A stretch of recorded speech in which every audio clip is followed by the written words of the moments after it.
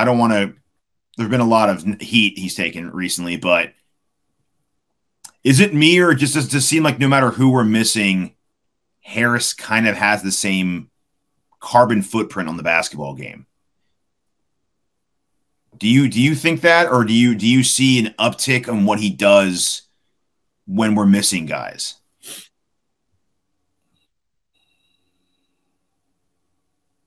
I can give you some stats first if you want to hear my stats. You want to hear some stats? I would say that I would. I'm trying to figure out like how to say it without being mean. I don't think it's a. No. I'm just saying so you can understand what I'm saying. Like, oh, okay. I'm trying to be constructive. Yeah. He is consistent in what he does, from a standpoint of being who he is. Okay. I don't know if he really looks at it from a standpoint of Joel is out, I'm going to work. I think it may be consistent, staying within who he is.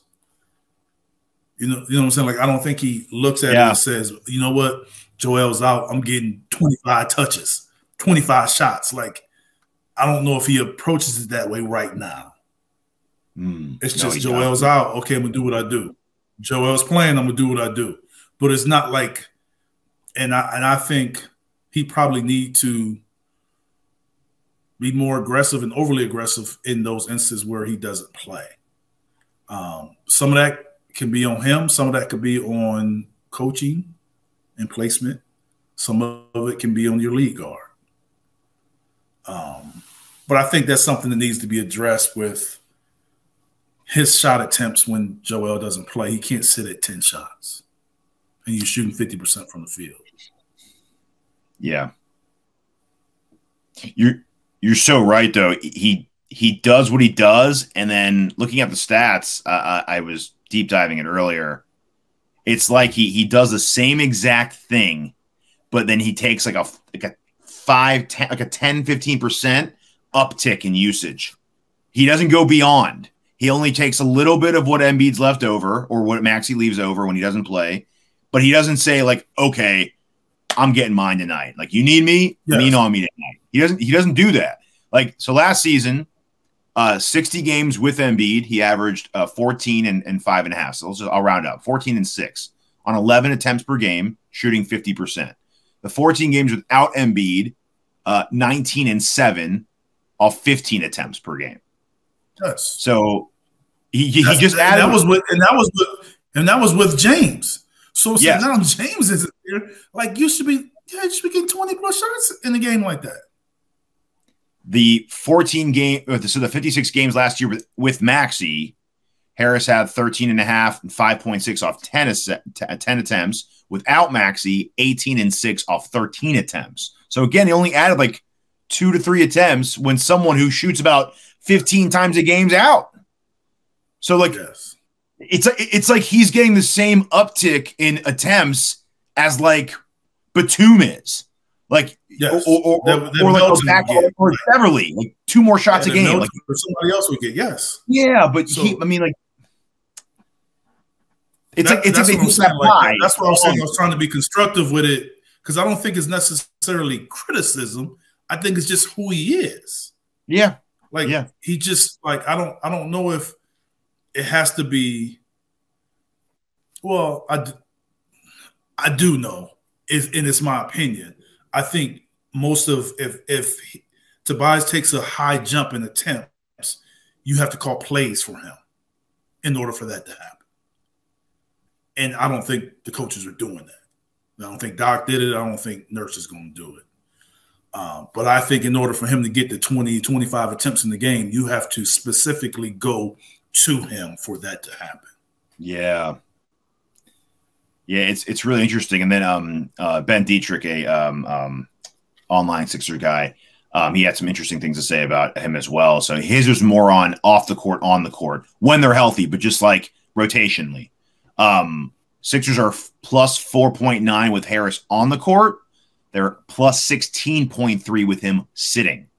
And he went on to say it's his worst season shooting from 3, It's his worst season. Assist to turnover ratio. It's his worst rebounding rate, and his steals, blocks, and deflections are abysmal. Now, do you think before we didn't have this luxury, so we never even talked about playing him less or sitting him. But this year we have so much redundancy and a lot of guys who do the same thing with Rocco, Morris, Batum. We have a lot of guys who kind of sit in that range. Do you think he should maybe be playing a little less or not be playing as much?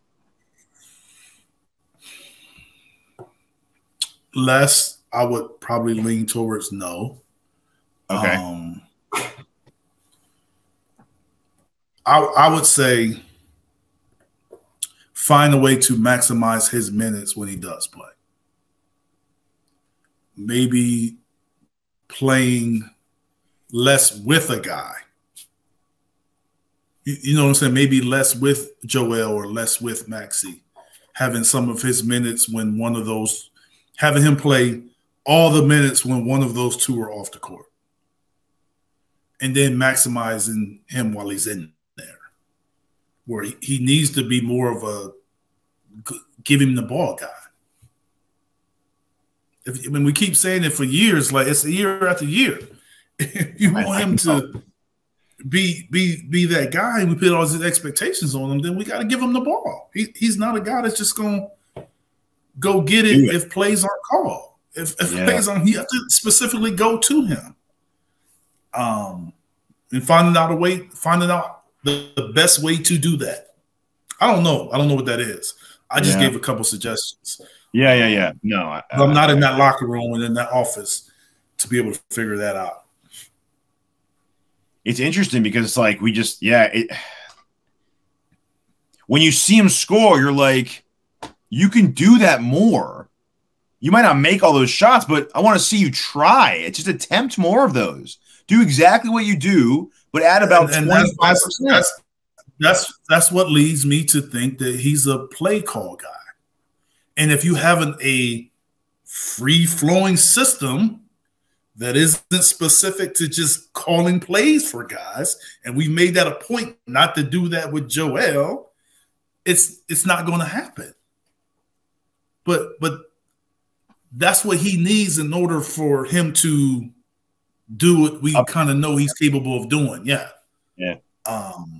And for him to get, because I think otherwise it's going to almost come off like he's forcing shots or he's breaking the system, playing out of the system, or out of flow if he just gets the ball and just goes and scores. It's not his personality, and it's not necessarily going to look good.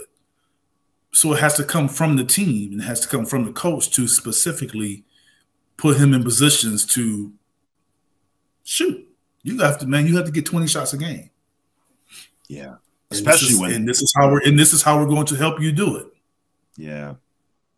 For a guy that's flirting around 50% and with his size, I don't know how that's a problem. I know. That's what I always say. I mean, he looks good. He goes through spurts where he looks good, and I make jokes during games to Marcus. I'm like, he'll have like 5 straight points. I'm like, great. We won't see him score to like the late third quarter now. And like you won't see him like a quarter or two. And he's out there, and it's like, dude, we need you now.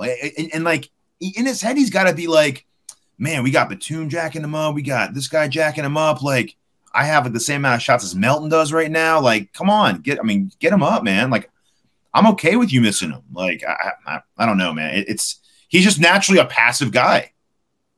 He's just a passive player. I guess it's something when people say, can you get that out of a player? Can you make them less passive? Maybe sometimes you can, sometimes you just can't.